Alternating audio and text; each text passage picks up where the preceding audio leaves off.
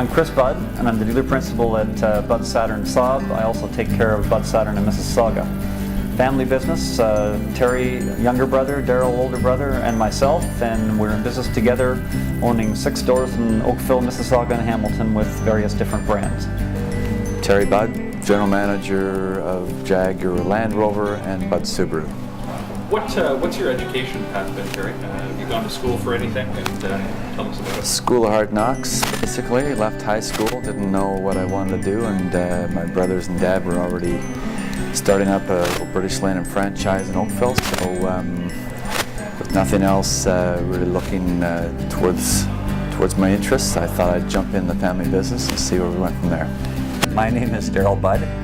I have one of the Budd brothers out of total of 3, the eldest. Been in the business for 35 years, and I am the brother that looks after the famous BMW brand. Schooling was not very successful. Thank God the car business was.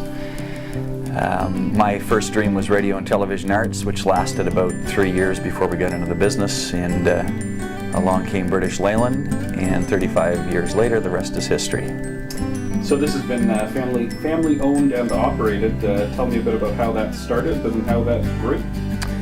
It started with Chris and I in a dream. We both owned MGBs and an MG Midget.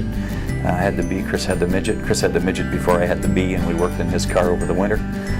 Couldn't get parts. The dealer in town was not very good, and we did some groundwork. Went to British Leyland to a gentleman called Mr. Mitt Musgrave, and did all the groundwork, and Dad came in with us with our ideas, and we helped promote them to him, and away we went. We opened our first dealership on October the 23rd, 1973, as a British Leyland dealership selling Austin and MG and Triumph.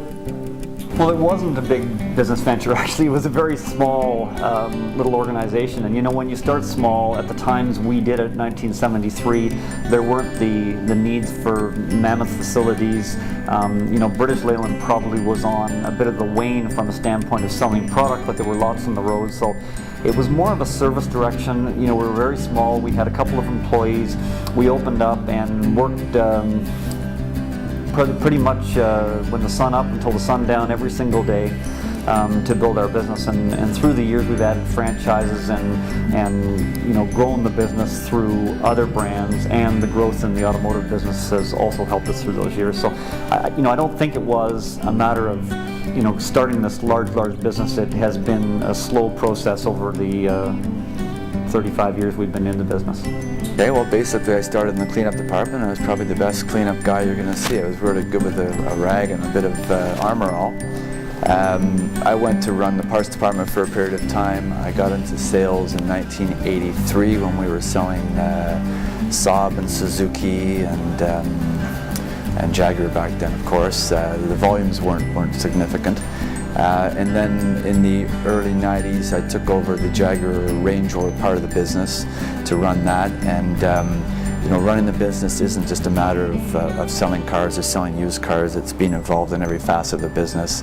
Service, again, our family motto being the family business that service built, is a critical part of it. So, you know, if you're not involved in it day to day, as a dealer principal, you're not really doing your job. First and foremost, we have a customer service representative that looks after all these issues. I am aware of every one of them that comes through the store.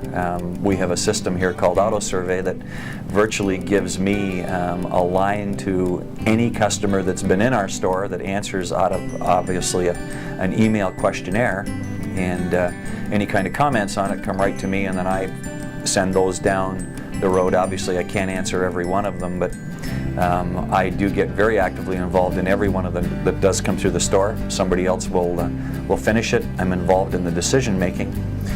If it comes to a point where there's a real difficult situation, then it will always be answered by me, and we'll always sit down with the customer and negotiate a fair ending to what should be a good experience, not a bad experience.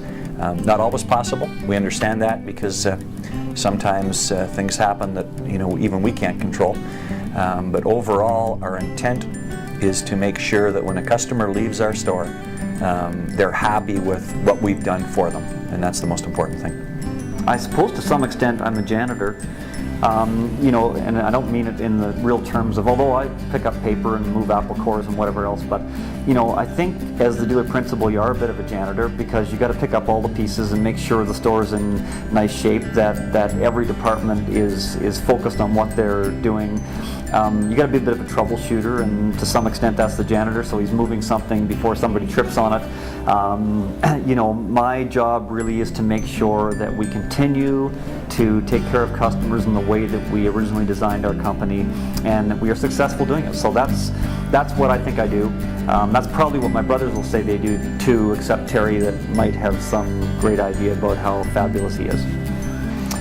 Well, I'll leave that to you, but clearly I'm the youngest, smartest, best looking, and everything else. How many push-ups can you do? You mean in a 10-minute period? I work out every morning. I do 50 push-ups plus some bench presses and stuff, so I work out.